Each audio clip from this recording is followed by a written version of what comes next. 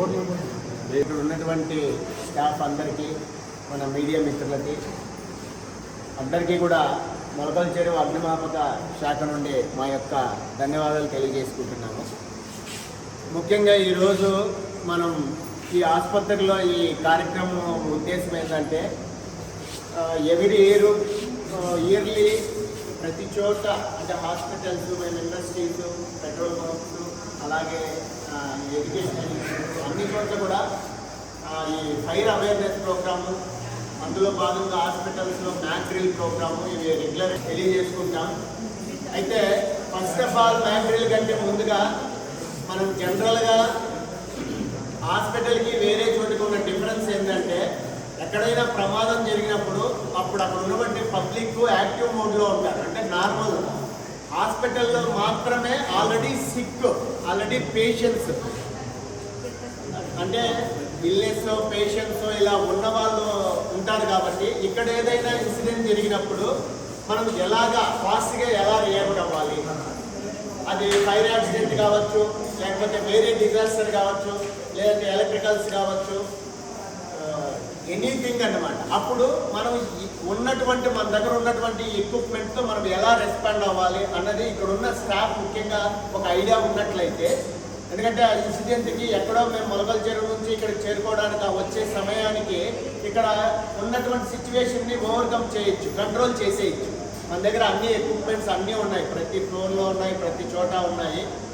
At the same time కొన్ని జాగ్రత్తల వల్ల కూడా మనం ఆ ప్రమాదాలు నివారించుకోవచ్చు అనమాట.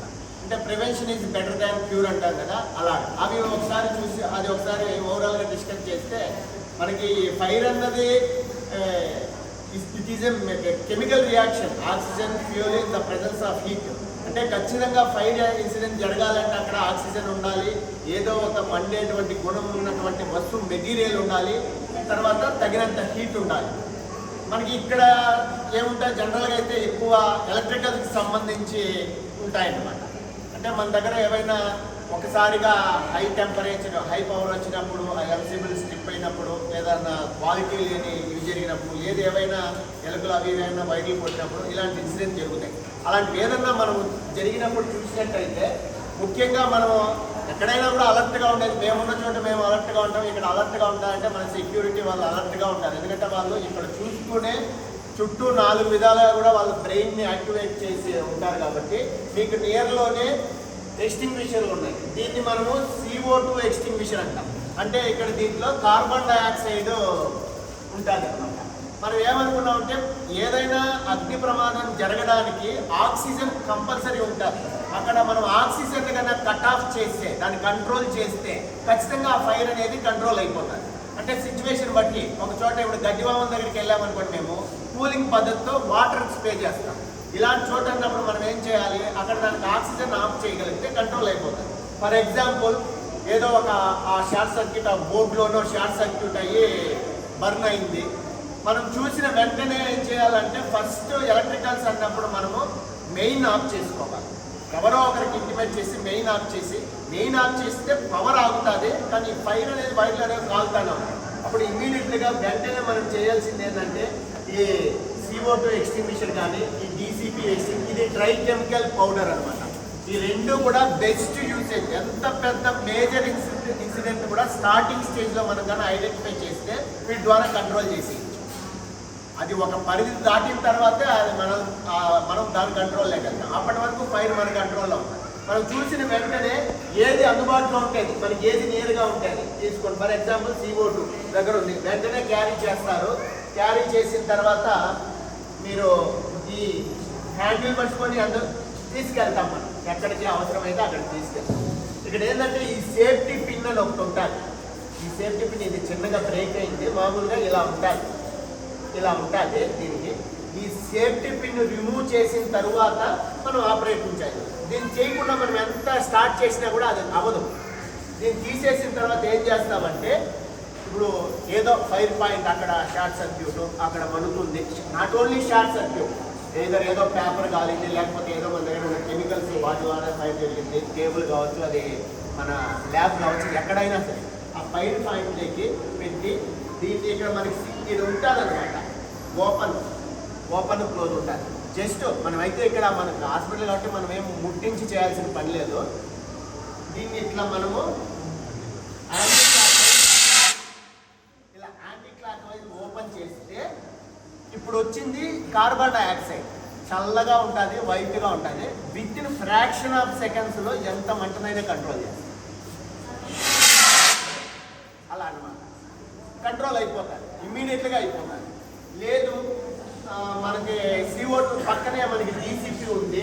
ఈ DCP ఉన్నట్లయితే దీన్ని మనం తీసుకుంటాం. దీనికి కూడా ఇక్కడ ఉంది చూడండి, ఇది సేఫ్టీ పిన్. మామూలు ఇది కొత్తది కాబట్టి ఇంకా మనం ఓపెన్ చేయలేదు. దీన్ని తీసేసి ఈ ఎల్లోది ఉంది కదా, దీన్ని తీసేస్తే సేమ్ అంతే. మనం దీన్ని అయితే మనం ఇంకా దగ్గర కంటే ఎక్కడ స్పాట్ ఇక్కడ అయింది అక్కడ అయిందంటే ఇంకా వెంటనే ఏ స్పాట్లో అయినా ఆ స్పాట్, అదైనా ఇదైనా అంటే ఏంటంటే మనం కంట్రోల్ చేసుకోవచ్చు. ఒకప్పుడు ఇదైతే 1 టైం ప్రెస్ చేస్తే మొత్తం వచ్చేసేది. ఇప్పుడు ఏంటంటే ఇది మనం ఎక్సలేటర్ అట్లా ప్రెస్ చేసినప్పుడు వస్తుంది, వదిలితే ఆఫ్ అవుతుంది. కంటిన్యూగా అయితే 30 సెకండ్సే వర్క్ చేస్తుంది. మనకి ఎక్కడ కావాలో అలా ఆపరేట్ చేస్తుంది. ఇది కూడా అంతే, మనకి ఇందులో 4.5 kgs ఉంటుంది, దాన్ని ఆపరేట్ చేసుకోవాలి.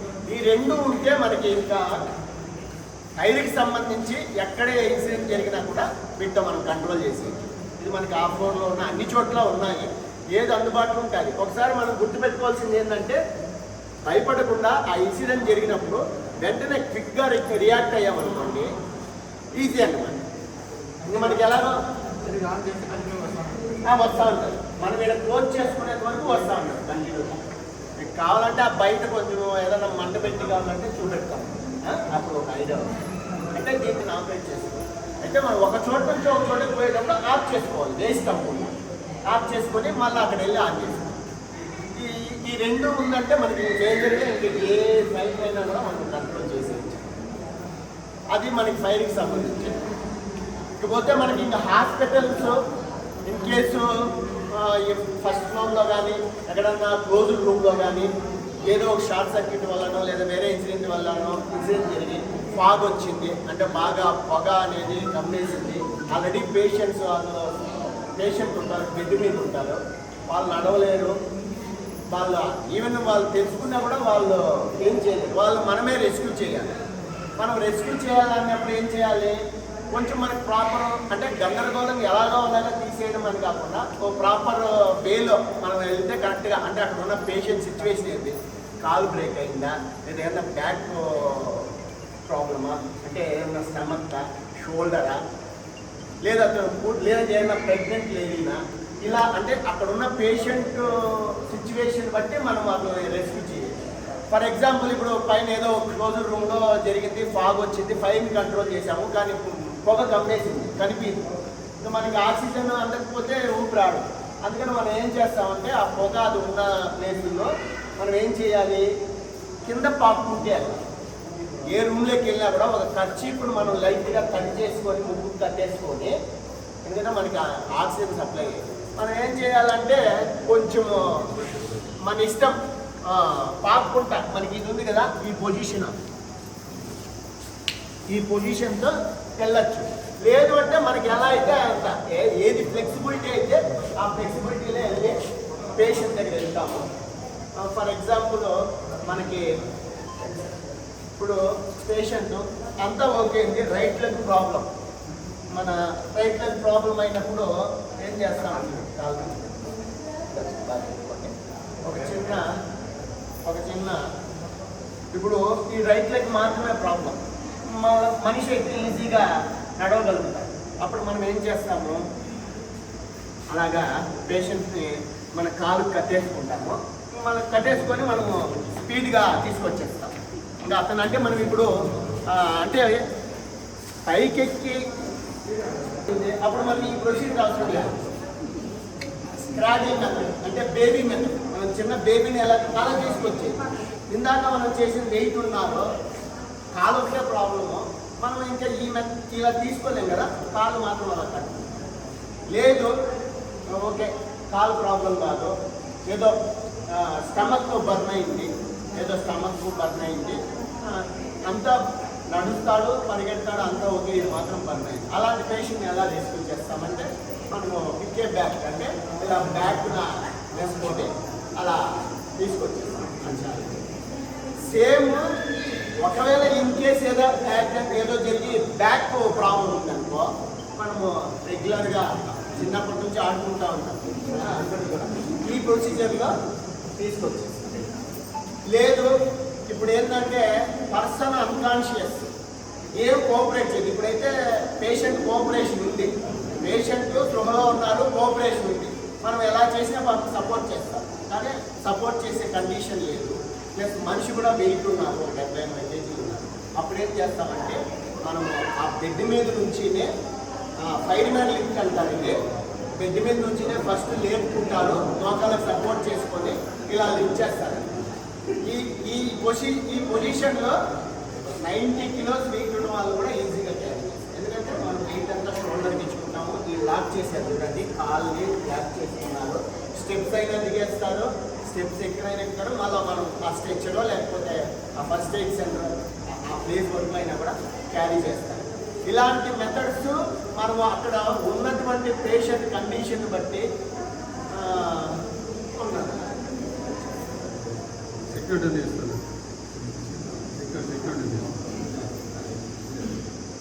సెక్యూరిటీ మీరు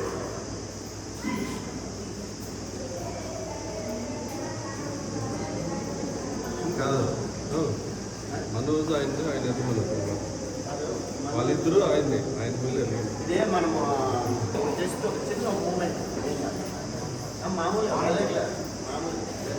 ఇప్పుడు మనం ఇందాక ఈ పేషెంట్లు అనుకున్నాము, ఇప్పుడు డెలివరీకి వచ్చారు ప్రెగ్నెంట్ లేడీ, ఏదో స్మోక్ ఉంది, ఇంకా అక్కడ వెంటనే మనకు ఆక్సిజన్ లేదు, వెంటనే షిఫ్ట్ చేయాలి. మనం ఇప్పుడు చూపించినట్టు కాళ్ళు కట్టుకోలేము, చేతుల మీద ఎత్తుకోలేము, భుజాల మీద ఎత్తుకోలేము, అలా చేయలేము కదా. అందుకని ఏం చేస్తాం,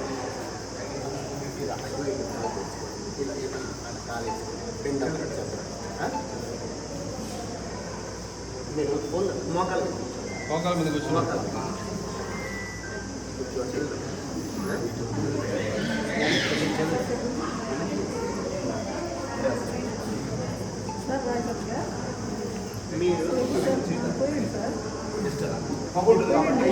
మీరు ఏం చేస్తారంటే కిందనే అట్లే అట్లే లాక్కుంటే అలా చాలు చాలు చాలే